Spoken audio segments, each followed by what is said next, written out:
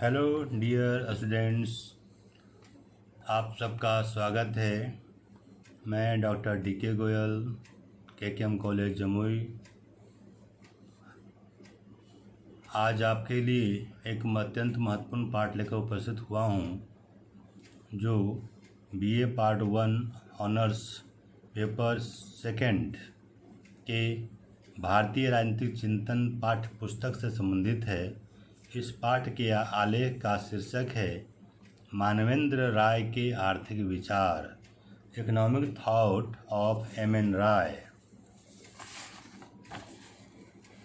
मानवेंद्र राय एक अत्यंत उच्च कोटि के विचारक और विद्वान तथा प्रभावशाली लेखक और वक्ता थे। इन्होंने विपुल साहित्य लिखा और लगभग 6000 पृष्ठों की एक विराट पुस्तक आधुनिक विज्ञान के दार्शनिक परिणाम भी लिखी, जो काफ़ी महत्वपूर्ण साबित हुए।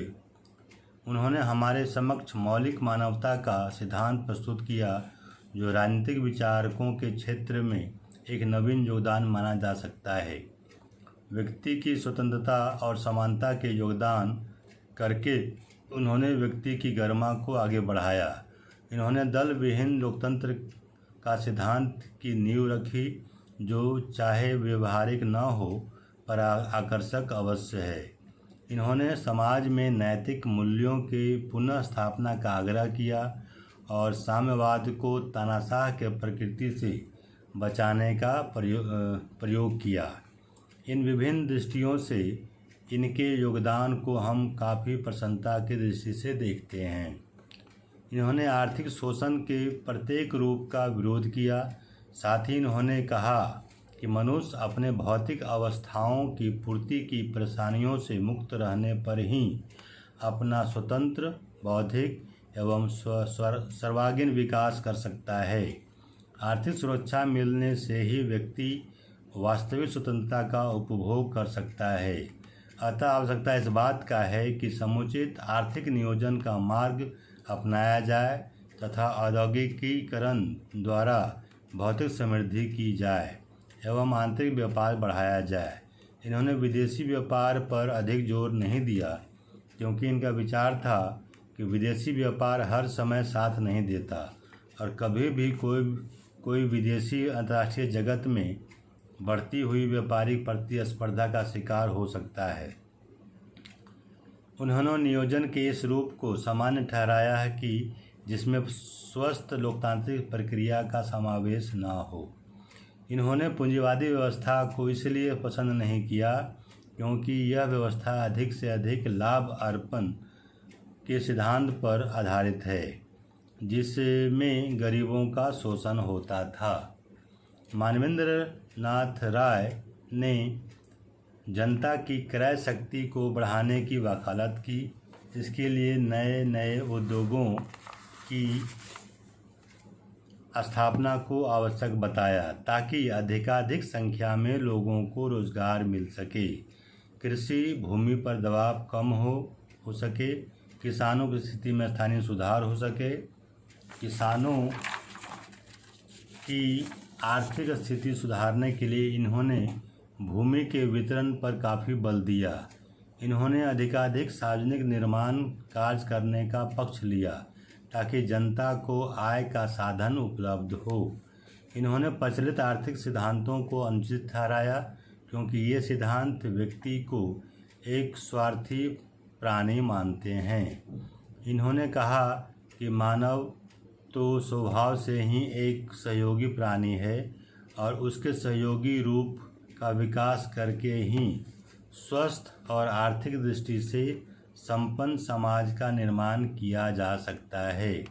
साथ ही इन्होंने उत्पादन साधनों का नियंत्रण जनता में निहित करना उचित समझा।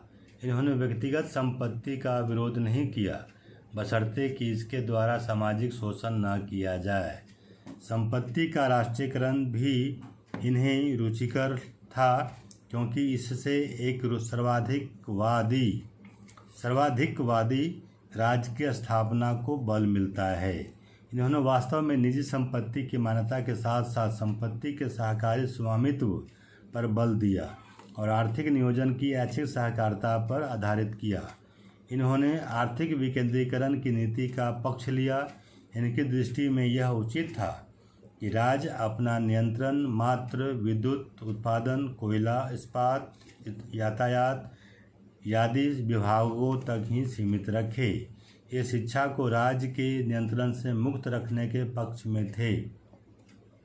इस क्षेत्र में इनका कार्य केवल विभिन्न शिक्षा संस्थाओं में समन्वय करने का ही विचार था। ये राज्य को कानून एवं सुरक्षा आदि का अधिकार देकर शेष व्यवस्था मानव सहकारिता पर छोड़ देने का समर्थन किया। देश की आर्थिक स्थिति को सुधारने की दृष्टि से इन्होंने औद्योगिकरण के साथ ही कृषि के विकास को अत्यधिक महत्व दिया, लेकिन इन्होंने कृषि के यांत्रिकरण का विरोध किया। इनका विचार था कि यदि कृषि का यांत्रिकरण किया जाए तो ग्रामीण क्षेत्रों में बेरोजगारी काफ़ी बढ़ जाएगी। साथ ही उर्वरक बनाने के विशालकाय कारखानों के पक्ष में भी नहीं थे। इनका कहना था कि इन कारखानों पर अधिक व्यय करने के स्थान पर उचित यह होगा कि गोबर की खाद काम में ली जाए, जो ग्रामीणों को सुगमता से प्राप्त हो सकती है। ग्रामीण क्षेत्रों में ईंधन के लिए गोबर की जगह यदि कोयला को ईंधन के रूप में प्रयोग किया जाए तो गोबर खाद के लिए पर्याप्त मात्रा में उपलब्ध हो सकेगा। इसके अतिरिक्त इन्होंने बड़ी सिंचाई के स्थानों पर इन्होंने छोटी सिंचाई योजना को स्थापित करने पर बल दिया। इन्होंने सरकारी आधार पर गांव में ट्यूबवेल लगाने का पक्ष लिया।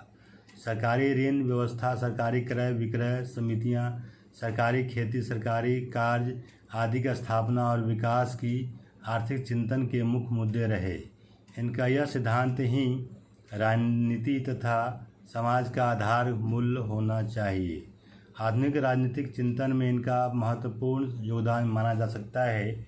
इन्होंने लगभग गांधी की भाषा में कहा था कि बहुसंख्यकों के हाथों में शक्ति है, साथ ही उनकी नैतिक अंतर आत्मा ही संसदीय लोकतंत्र एवं आर्थिक स्थिति को सुधारने की एकमात्र गारंटी हो सकती है।